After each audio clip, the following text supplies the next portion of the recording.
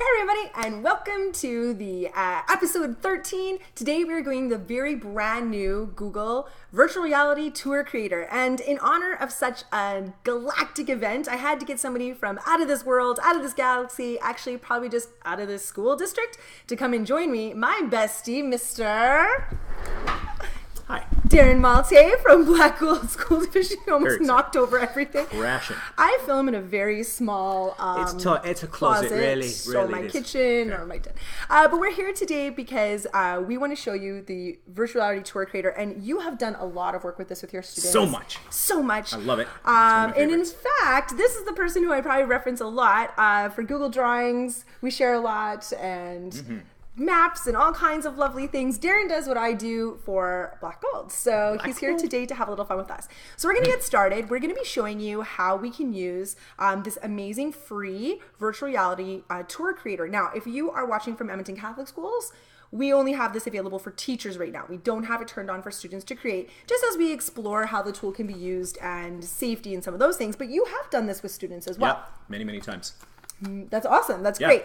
And so, I don't know, what do you think about creating these different tours? Well, I don't know about you, but when Expeditions first came out, and you've seen Expeditions, I'm sure, the goggles, and you can go different tours. The first thing I thought is, when can we make these? When can students make these? When can we make our own tours that are custom, right for our curriculum and the outcomes that we're trying to cover? Right. And then when Tour Creator came out, I was extremely excited because I thought of all the possibilities of what we could do with these. You don't ever get excited, Darren. Rarely. I'm never excited. I have such low energy. This is me sleeping, basically. Okay. So what kind of things, you're originally thinking geographical thinking? Yeah, so if you're doing like communities for grade 2, or if you're doing the countries for grade 3 in Tunisia and Ukraine and India, if you're doing grade 4, the regions of Alberta, I thought that would be perfect. If you're doing Canada, the regions for grade 5, if you're doing Athens for grade 6, if you were doing more things for Canada for grade 7, if you're doing Japan or Mexico for the Aztecs, or something for the Renaissance for grade 8. So just so many possibilities for geography and geographical thinking and making these awesome tours for kids. Can you guys see why we're best friends yet? So you can also watch YouTube at half speed. To do that, you just go down to just right click and playback speed. You can change it. I love that. And I was actually thinking of the not obvious. Like what I got really excited about, especially when I saw Google Expeditions, I wanted to make my own as well. But I wanted to do things like make the textbook come to life. So looking at maybe something I saw in a textbook and then recreating that in a virtual reality environment. One of the first things we did was circuits, and we took a 360 picture of a circuit, and we did a tour for grade 5 electricity. So yeah. But as well, you could also do things like storytelling. There's no reason that we can't tell complete stories with setting, characters, narration just right inside of a virtual reality tour. You can do things like how-to videos and instructions, your own Mythbusters from your science labs. It just goes on and on. Even imagine being able to be inside of a piece of art or inside of a cultural space and being able to learn more. So really what we're going to look at today is how we can use spherical images, how we can include points of interest, including images, text, and our own audio narration, which we have to remember is a powerful assistive technology tool for our students who need that. So we're going to jump in and get started. Well, wait, we didn't even talk about the next step we started thinking about, like historical images and novel studies. If you have a novel study, or some of the stories you have like for refugees or we're going to show stories. you some tours as we go. You know, this is our scattered brains on Post-it notes, and I showed you all Google Keep, earlier in the week, so don't do this, but we're going to get started with Tour Creator right now. Let's go. All right. Gotta fix my mouse. Okay, wait, pause. Celebrity sighting. Speaking of guest appearances. Oh my gosh, this is one of those days. It's a Friday. Just as we're talking about Tour Creator and GeoTools all week, I've been giving away this amazing book all week of who's winning it. You are not going to believe who walked into my building. Please, this is... Kim Randall is here, like literally the author. Hey, this person is here. We're doing Tour Creator today. Oh my gosh, we did mind maps this week. We've done expeditions, and we love all your ideas. This is great. So we're gonna go, and she's just gonna be great. You're learning from the wrong people. No, you're in great hands with these two. So, well, thank you so much for giving away books. Thank you. And maybe we'll even get a signed copy. We'll give away one of those. Yeah. Sounds good. Okay. Awesome. Back to your regularly scheduled programming. It's me. All right, that was a surprise. That was actually, we're both a little like, Anyways, so we want to start by actually showing you what a couple of tours look like, just so that you get a feel for seeing a spherical image and what that can look like. Below this video, we actually have quite a few tours that we have curated or created just for you to be able to see and be able to explore. So let us show you what it looks like on the site. When you come to the site, you're going to see the tours to explore. And we just discovered if you actually click the lovely little icon in the top left-hand corner of any of these tours, it'll actually pop open into a new window, and then you can see it in that lovely view, including a full screen view if you want to be able to do that in the corner. And then now you can really see. So do you want to tell us about this tour, Darren? Well, this one is just a historical images tour for grade 2 communities then and now. And all I did is I found some images from the archives and I laid them over top of the current location. So if you click on the church, that point of interest is the church in 1917 or 19 when it was being constructed. So it just shows you how that place looked in the past. And you could do that for any location where you can find those historical images. I love how you were able to take it and actually line it up and match it over top of that really building. tried hard. That is really looks good. I really like that. Yeah. Okay, cool. Okay, in this particular one, this is actually a good example of one from Language Arts. So this was actually a tour creator that's booked based on the book Refugee. And as you go through each different one of these scenes, you can see that we have a spherical image from Syria. But then what you're going to notice is whenever you see points of interest, you can click on it. It gives some more information. This is a retelling of the different events that have actually happened throughout the different aspects of the story. So you can have multiple points of interest within one scene, but then of course you can click to different scenes and you'll see that some of them are informational, meaning that they have text, and you'll see some of the icons actually have images, meaning that it's simply an image that goes along with that. And what an amazing way to bring novels to life or any sort of story or current events, just with these tours and seeing the actual place and adding these annotation, the information and the pictures and just making it just come to life for the students. Well, especially because students really, like some of our students have never even left their city to really have an understanding of what it looks like in some of these different places. So should we start building? Yeah, and I had students sketchnoting too in some of the tours. So for Really? grade 2, we went to Matagan and then we did the tour and then they sketchnoted what they saw. So that was a good way to tie it in too. Okay, I like it. Right. And just so you know, we're going to show you how to take spherical images just using what's embedded right now, right in here with Google Maps and Street View being able to find it. But eventually, later kind of things you can do, and I'll put some resources attached below. You can actually use a spherical camera or your Street View camera, just even in your iPhone, to be able to take those pictures and upload them and have them right into your own tour so that they're your very own spherical images, not just the ones online. Yeah, or if you're super nerdy and own a Ricoh Theta, you can go out and add your own 360 to Street View. I have one. Yeah, we might be doing that. Okay, anyways, Here we go. So we're actually going to go and start building. So where I want you to be able to get started with is we're just actually going to visit the tour creator website. And so if you go to vr.google.com/tour creator, it's going to take you to the interface that just tells you all about the virtual tours. And then you're going to be able to click Get Started. All right, so once you're inside the tour creator, you have a couple of options. You'll see any tours that you've created. You'll also see new tour or templates. Templates really is quite limited right now. There's not very many in here, but it is nice because it is a starting point of spherical images of which you, or if you were from a different district, your students would be able to now just simply add the points of interest. The only things that are inside of any of these are just the spherical images and the scenes that go along with it. So if you want, when you were doing a study of Peru, you wanted to use this one from Machu Picchu, you could take it and you could simply add in your own content. Yep. But today what we're actually going to be doing is we're going to be creating a new tour from scratch just because it's so simple. All right. So obviously, first thing you need to do is title the tour. What's our tour going to be? That's a great question. Should we do Athens? Oh, that'd be fun. Yeah. Okay, let's do Athens. All right, and of course you can give it a description and all those things. Oh, my computer just wigged out. Hold on. All right, back on track. So one of the things, you give it a title, you give it a description.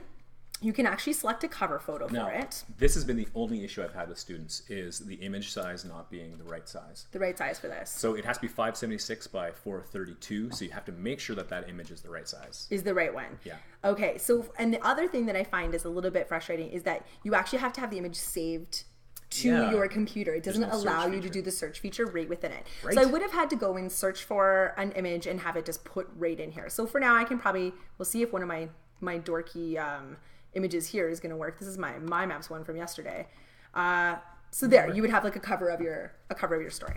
So in this particular one, I want to point out too that from yesterday's episode of Google's Expeditions, we showed you how you can take kids on those virtual guided tours. As long as you're signed in with the same account that you make the tour creator as you're using for Expeditions, now you can share these with your students. And so it's going to just tell you that there. And it works so well and it updates so quickly. If you add another scene, you can just share it back to Expeditions and it just updates. It's great. I love it. All right, how are we going to get started? Our first image, Darren. All right, so we're just going to go here and we're going to search for Athens.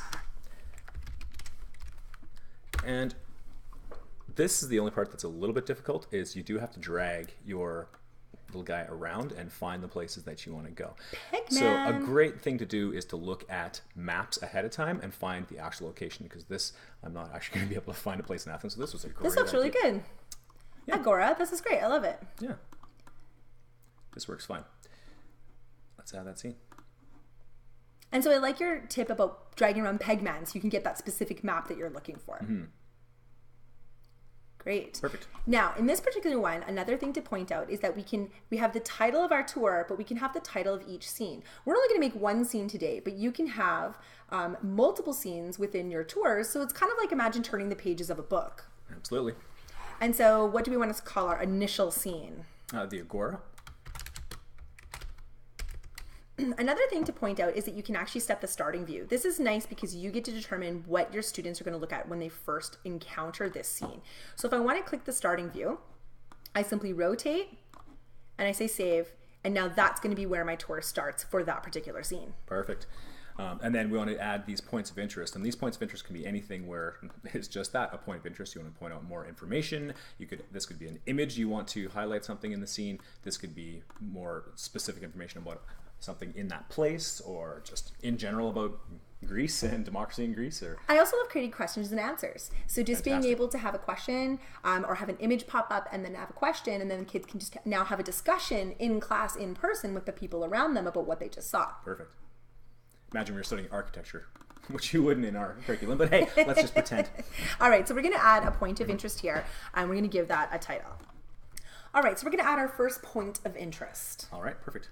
Do you want to steer? Yeah, let's do it. So basically, a couple things to point out. You can give each scene a description, and of course, you can have ambient audio or, of course, narration just for that scene. Now, we'll give a little warning. We'll give a little like gospel according to Trish here. Adding narration to your scene. Yeah. It's awful. It's so awful, because what happens is every time you come back to that scene, your voice starts over and over. Now, you guys have all been stuck listening to my voice for 13 days. Imagine if that was on repeat. So if you're going to add audio to your scene, we recommend just using ambient sound for the scene and narration for the specific point of interest as opposed to that. So if you want to have the sound of the wind or crickets, that's really great. If you're going to do some narrative writing and you really want to focus on the sensory part of a setting, you can do that. All right, so for now, we're going to go ahead, we're going to add a point of interest. I can give the point of interest a title. So what's our first point of interest we're going to do? Well, you're on the Acropolis, so that would be a good one to start with. Although grade 6 teachers will know that the Acropolis had very little to do with democracy in Greece. But the place we're at down here, the Agora, was the place where they lived and they met.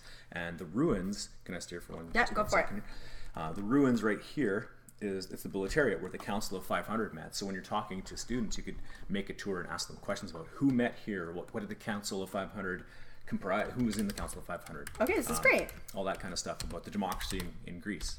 So we're going to go ahead, we're going to make a point of interest for the Council of 500, and of course kids can write a bit of a description, or teachers can write a description for what they're seeing. All right, so we have a bit of a description, we have a title of that point of interest, and then we see the information icon right now. It stays as an information icon until you add an image to it. But you can have both image and text if you'd like. Yeah. Or even image alone if you want. Yeah, let's add an image to this as well. All right, so we're going to go ahead and add an image. I'm going to select an image. And again, it has to be a downloaded image, something that you have saved. It doesn't allow you to do the Google search from here, so you'll have to do that ahead of time. There you go. So here's an artist rendition of the place we're actually at, which is kind of fun to look at. We're going to add that to our scene. Now, what's really kind of cool about this is you'll notice that it is almost got a three-dimensional effect, and you can actually change how you want that to look. So if you want to resize that, that's how Darren was able to like so craftily line up those buildings by simply being able to resize and move around your image once it's expanded. Perfect. All right, should we add a little bit of narration to our scene? Let's do it. Okay, so I really do love the idea of narration. Not only just for being able to have a kind of a more interactive and immersive experience in the tours, but this is a really important assistive technology for students if we're going to do something like creating our novels and our textbooks to come to life. Now, one of the things is we have to have an MP3 saved somewhere. So if you have, if you're recording this and you have other voice recording tools, that's great. But one that we've attached below for you is just a simple online voice recorder. The reason I really like this one is there's no account, there's no sign in, there's no online saving of anything, and we can simply simply just record our voice. So are you up? You going to record something with this? It's going to be great. Here we go. Let's record. Now we'll see if this will record because we're also recording with this screen capturing tool. So this just might all fall apart. Let's see. The Council of 500 was the full-time government of Athens, and it had decrees, and it decided on the matters that the assembly would discuss and make laws for. Sorry, grade 6 teachers. Notice we can pause the video and the recording at any time. That's really great about that. As soon as you hit stop in this lovely tool, there's also a nice trim feature for the beginning and the end. So if I want to cut out Darren's sorry grade 6 teachers, I could just go whoop, and then that's not there anymore. I think that's your laughter. That's probably, there we go. That is probably me laughing. All right, I'm going to say save. What's great is it now just saves in wherever you're using. So if you're using a Chromebook, you'll be able to save it in your Google Drive. If you're on a PC like I am right now, you'll be able to save that. And I'm just going to call this sound file something. Heads up, grade 3 teachers. Sound and hearing. Oh, right. There you go. There you go. Like you're always thinking, buddy. Always thinking. So now when we're back here in our tour, what we're going to do is we're going to simply hit the narration and we're going to put the audio file that we just added. I can play it from here. The Council of 500 was the full-time. Sounds good. Amazing. And I can add it. So now you have both of these all set within this point of interest. It'll pop out, and then of course it will play. The reason it's not just auto playing right now is because we're still in the construction mode of the tour creator. We're going to show you next how to be able to publish and share these. Perfect. All right, so now we're just down to being able to share. We like to share. We share things all the time. We share things with you. And so how do we get these to our students? And so we're going to show you how we can publish that and then either share a link or be able to embed that. Perfect. Okay, publishing. Where is this going to live, Darren? Well, it's going to live in Tour Creator, and then I like to embed them on websites. That's my favorite thing to do. And I like to share it to expeditions. That's the 3 ways I've been publishing it. I make mine public. Okay, so because this is not a really good one right now, I'm going to go ahead and I'm going to leave this as unlisted. Great. Just because we don't want anybody to find this. But yeah, it is really nice if you can make them public, then you can share some of the ones that we've seen below. You'll be able to see. If you want it unlisted, it just means nobody will be able to search for it on thepoly.google.com. So I'm going to say publish. And then of course it's going to get it listed there for us. All right, so now we have a link. This is the link that you can copy this link directly, and now you could assign it in your Google Classroom to your students. Yep. Of course, we can also just view this tour. And we only have the one scene, but obviously there's little tabs at the bottom. You could you go can between click through scenes. different Scene scenes, 1 of 1. It's perfect. Check all those different ones. What's great with this, I love that beautiful animation that shows people that this is spherical even before they get started. They know to click around and view. Yeah. But this share button, when you're sharing it, this is what's important if you want to be able to send this to your expedition. Or of course, if you want to be able to embed it, we've already had our episode on using Google Sites. And so now you can copy that iframe and you can go to your Google site and you would be able to embed it. So you'll just click your embed button and paste your embed code.